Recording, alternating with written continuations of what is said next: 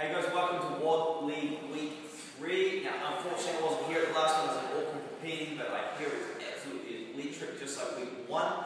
James Kumate took out the men's division. Notice, point of difference, he was the only one who went strict handstand push-up for all his reps. Reason is, he's got shorter range of motion, but it is a lot faster than doing a kit. So maybe you guys, next time handstand push-ups come up, work on that strict handstand push-up. On the woman's side, Bailey Rogers took it out. She's got great form the whole way through and stayed consistent. She's a smart athlete, straight off regionals.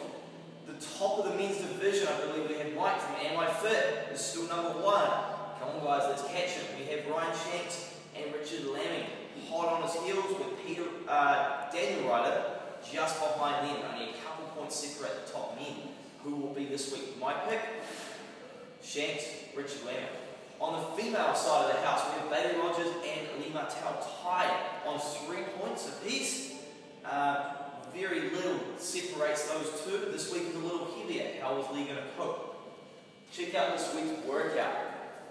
WOD League Week 3. Now this is Cindy, one of the famous CrossFit girls. Cindy traditionally is a 20-minute AMRAP of 5 pull-up, 10 push-up, 15 air squat, and that will be a 20 minutes time period.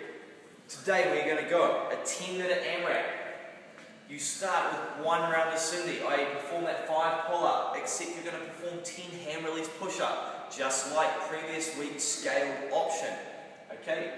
Followed by 15 air squat, and then you perform 2 times clean and jerk, male's weight, 70 kilos, female's weight, 45 kilos.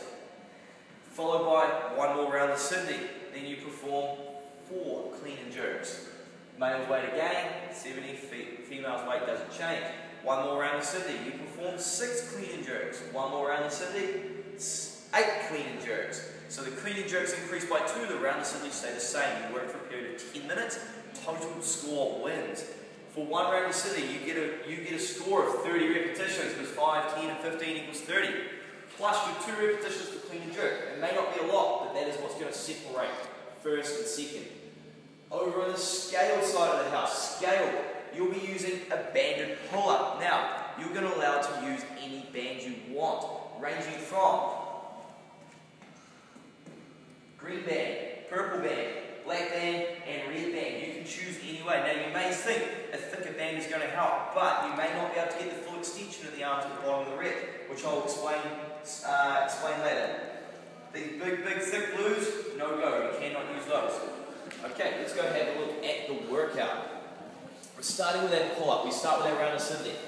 So, pull-up, hands outside shoulder width apart. Your ear has to be in front of your bicep with arms at full extension, okay? So hand in, you're not a rep. You get full rep. You can decide to do it strict. Chin just has to clear the bar. You can put a little kip into it. Or you can change and you can use your butterfly.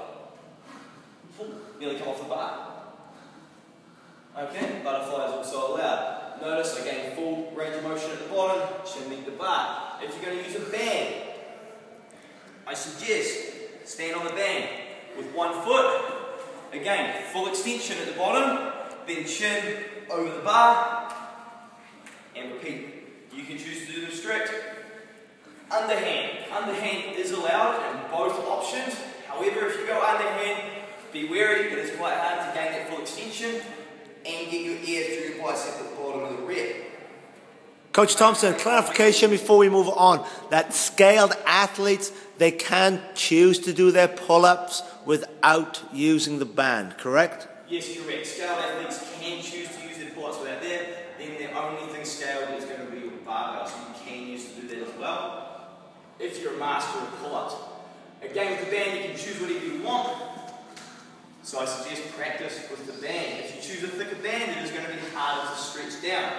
Okay, but it does offer you more of your body weight to take up. Hand release push-up, I'll cover it really quick. Okay, chest lies on the ground, chest is nipple and above, must be touching the ground. Hands release, stiff body, knees do not touch. Lock out at the top. Nice tight plank position. Rolling is not allowed. Okay, you'll be considered a no rep. Your air squat, old school movement, done perfectly. You'll be very efficient at a lot of exercises. Your hip crease must travel below your knee. Okay? So traveling to here will be deemed a no rep. You get that hip crease below, good rep. Stand it out. In this case, I'm not concerned with what your back is like. You can look like a train wreck right here, as long as your back, as long as your hip crease gets below the knee.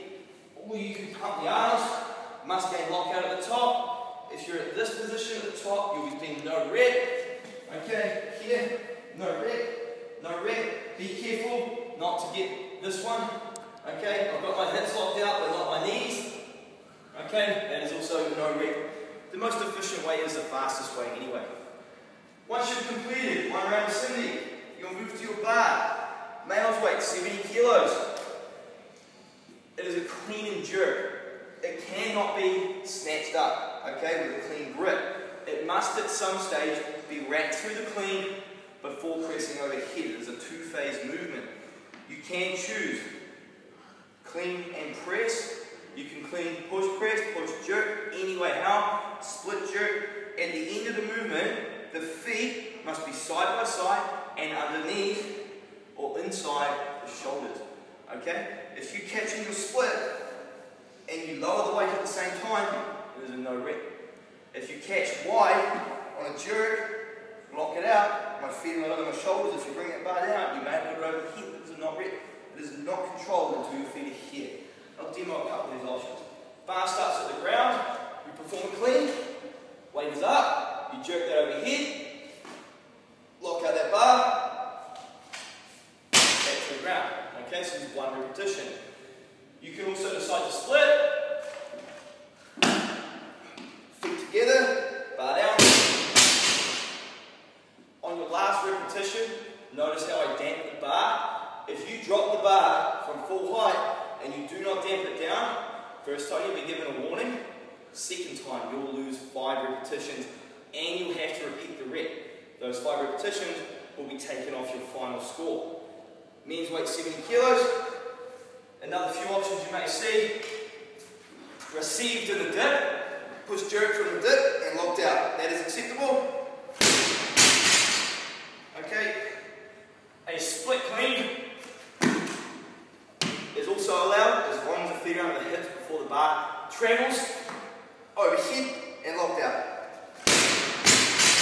Get the bar down after reps. On the scale side of the house, men's weight 40 kilos. Now, some of you men don't have the greatest form, but you're absolute meat houses. Okay, you can throw that bar overhead with very little effort, but you cannot do that one yet. This is not allowed. Okay? There is no difference. There is no physical clean before the press.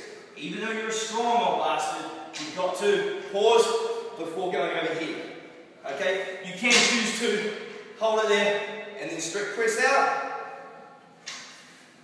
Or, however you want to get it up, you can get it up.